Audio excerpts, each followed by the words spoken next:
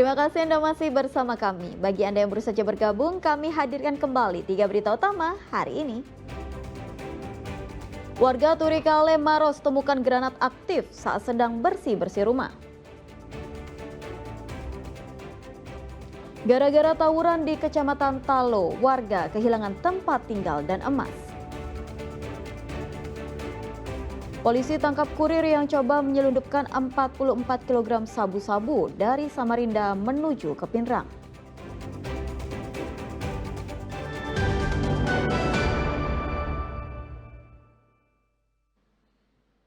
Wakil Menteri Pariwisata Nilu Puspa mengunjungi kawasan prasejarah Leang-Leang di Maros.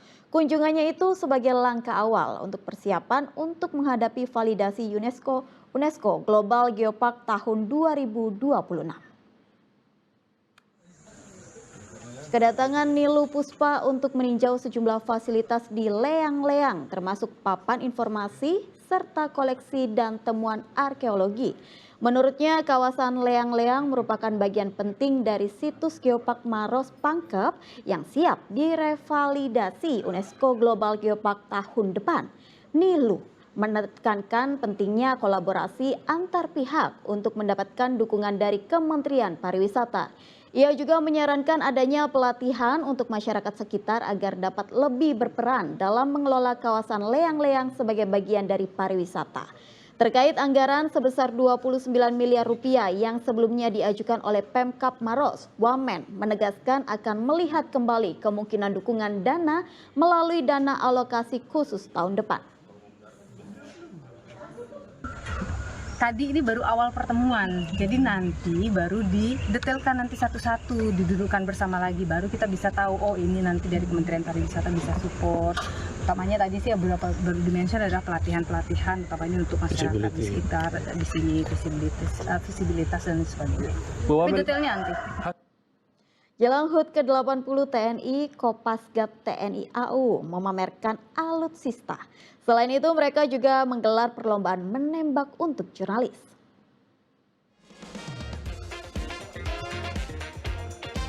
Brigade Parako 2 Pasukan Gerak Cepat TNI AU memperlihatkan sejumlah alutsista di Batalion Komando 466 Kopasgat Lanut Sultan Hasanuddin Makassar. Persenjataan tersebut diantaranya senapan mesin, pistol, hingga pakaian tempur. Saya pun berkesempatan menjajal perlengkapan individu taktis yang dirancang untuk meningkatkan keamanan dan performa tempur di berbagai medan operasi. Nah, saat ini saya sudah memakai pakaian milik Kopasgat nih, namanya IPP set. Nah, ini ada helmnya, kemudian ada rompinya, ada juga kopelnya. Selain itu, di sini juga ada berbagai macam jenis senjata. Ini milik Kopasgat. Kalau saya, senjatanya tetap ini. Setelah melihat-lihat berbagai macam senjata, saatnya saya ikut lomba menembak. Sebelum lomba dimulai, para peserta diberi arahan, petunjuk, cara, dan jenis senjata yang digunakan. Di saat menembak, saya juga wajib memakai earplug untuk melindungi telinga dari kerasnya suara tembakan. Dalam satu putaran, 4 peserta membidik 3 sasaran dengan 3 amunisi. Rangkaian pameran alutsista dan lomba menembak ini merupakan kesiapan jelang HUT ke-80 TNI. Brigade Parako 2 Pasgat akan mengirim 1 batalion pasukan untuk tampil di Monas pada 5 Oktober mendatang. Dari Brigade Parako 2 sudah mengirim personilnya untuk bergabung dengan satuan besar kita Korpasgat untuk mewakili pelaksanaan upacara di Monas. Selain upacara juga ada nanti demo-demo, kita ada di dalamnya di situ. Berapa Pak personel terlibat dari Parako 2 sendiri? Dari Parako 2 itu sekitar 1 batalion, tapi kita ada dari berbagai tempat ya, dari Makassar, dari Biak, dari Malang. Tak hanya prajuritnya, mereka juga akan mengerahkan ragam kendaraan taktis seperti ATAV P6 hingga P2 Tiger dan Turangga.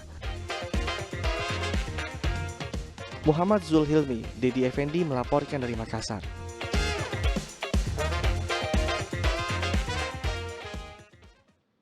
Polres Parepare berhasil menggagalkan penyelundupan sabu-sabu seberat 44 kg di dermaga Pelabuhan Nusantara. Oleh para pelaku, sabu-sabu itu disembunyikan di kardus teh.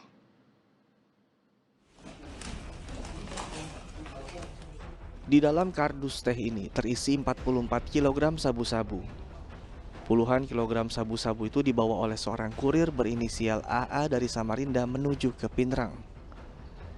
Namun di dermaga Pelabuhan Parepare, upaya penyelundupan sabu-sabu sudah terendus polisi.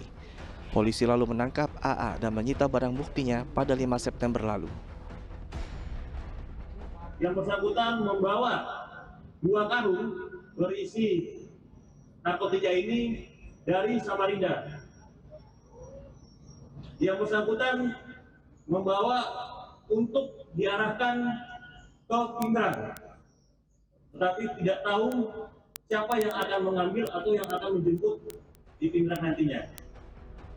Jika dikonversi ke rupiah, 44 kg sabu-sabu ini bernilai 44 miliar rupiah.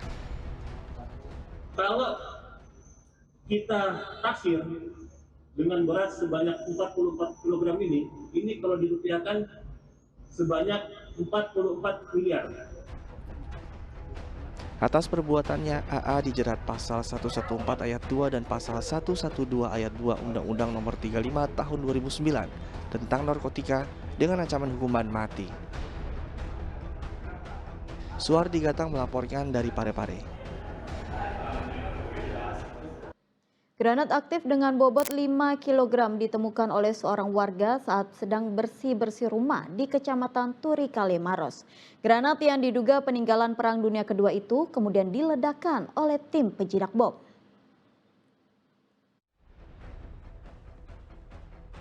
Rumah milik Junisial di Jalan Langsat, Kecamatan Turikale, Maros diberi garis polisi setelah ditemukan ada granat aktif di area dapur. Granat mirip manggis dengan berat 5 kg ditemukan saat Junisial membersihkan rumah orang tuanya. Awalnya ia tidak menyadari benda tersebut adalah granat aktif karena bentuknya yang tak lazim. Namun ketika ada kabar penemuan granat serupa di tempat lain, ia memutuskan untuk melapor ke polisi. Granat itu berada di dalam rumah dalam waktu yang cukup lama. Ternyata tadi datang tim, masih aktif granatnya. Jadi lama kita lihat itu? Lama dari masih kecil mertua. Kira-kira berapa tahun itu, Pak? Lama sekali itu mertua aku 60 tahun nih. Berarti mertua aku 70 tahun. Iya 70. Artinya sekitar itu nih. Tapi orang tuanya. Pak, kenapa sih dibiarkan di dalam rumah? Tidak ditahu. Untuk waktu yang lama. Tidak ditahu gitu. Laporan Junisial lalu ditindaklanjuti.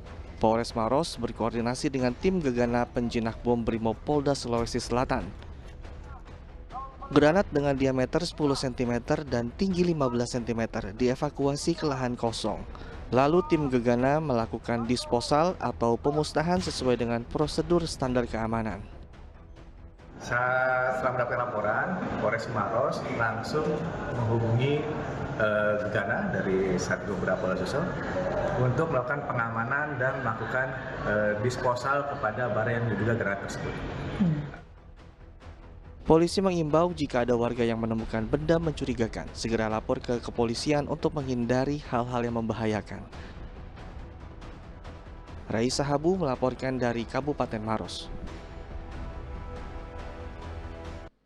Laporan tersebut mengakhiri berita Makassar hari ini. Jangan lupa pastikan Anda subscribe channel YouTube Liputan 6 SCTV Daerah. Saya Tabita Putri, berterima kasih atas perhatian dan kebersamaan Anda. Selamat beraktivitas dan sampai jumpa.